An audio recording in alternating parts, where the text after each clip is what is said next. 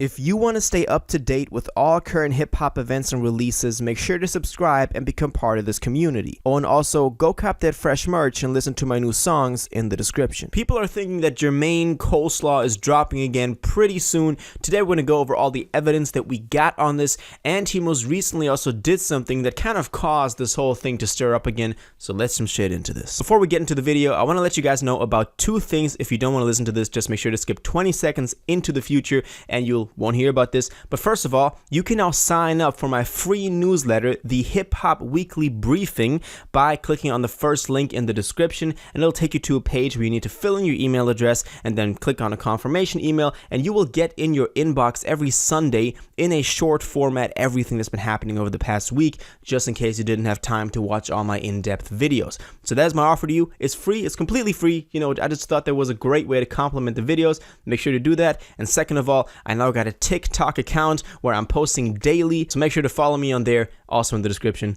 Now let's get into the video. So just to give it, some context, the off season is now almost 2 years of age. It dropped in May of 2021, and for me it still feels like it only dropped yesterday, but I know that it's been almost 2 years, and Cole usually got 2 to 3 years in between drops. So when we kind of go back from 2011, Sideline Story, it was 2 years until 2013, Born Sinner, only 1 year to Forest Hills Drive, then 2 years to For Your Eyes Only, then another 2 years to KOD, and then 3 years to the offseason, even though in the meantime he's been working on Revenge of the Dreamers, obviously. And so we're kind of like expecting something this year. Let me put it like that, but we wouldn't be surprised if it was another year after this, so only 2024. Well, most recently, and this is what most people have been noticing, he cleared his entire Instagram.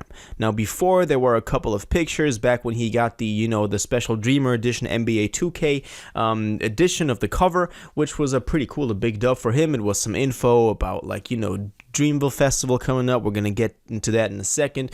So it was like pretty much a normal social media account. His Twitter and everything is still intact. It's still going normal, but the Instagram account is cleared. And the only reason that we find this so suspicious is that usually artists, when they are about to drop or they're about to begin a new rollout where they want to only have their Instagram profile with posts about that album, about that rollout, they clear their Instagram. And so that's why people were thinking there might be something up to this. And then when you kind of go down the rabbit hole, you kind of connect it to, okay, we are actually expecting something this year, because it would just make sense based on the time interval that is between drops. And also, and this is kind of what I then kind of went into the research about, Dreamville Festival is happening. It's happening on April 1st and 2nd. He did post a picture of this on, on social media, on Twitter in this case. And it's the Dreamville Fest that has been happening annually in North Carolina, Raleigh, where he's from. And this is usually a pretty big thing for Cole and the Dreamville roster because they get to perform, but they always have a very high, top tier artist lineup as well. Like Baby is performing there. We got people from the South, especially Moneybagg Yo, I think, was on there last year. So people are definitely going there not only for Dreamville, but because it is a pretty cool festival. And so my first thought was okay, it would actually make sense to drop before a festival. The artists usually do that. They usually drop before Rolling Loud so that people will buy tickets to their set. And in this case, it's even further so because this is his own festival. This is his own label's festival. So it's it would make sense for him to drop to even promote the thing even more. Now it wouldn't be Cole to drop in January or February or March, but at least the last couple of records all dropped. KOD dropped in April, and For Your Eyes Only was December, so I'm guessing it would be kind of not that far off, but I just don't see Cole as someone dropping the first quarter. I think he never did that. So that's why I'm a bit hesitant on that, but the Dreamville Festival is happening, so that might be a reason why Cole would be dropping before that. And now back to this.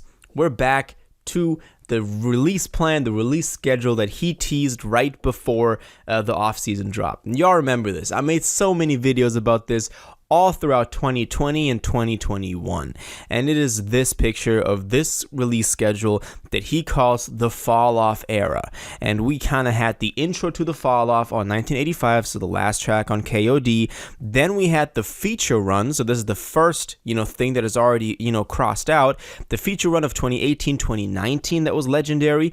After that was Revenge of the Dreamers 3 that we got, so we already crossed that out.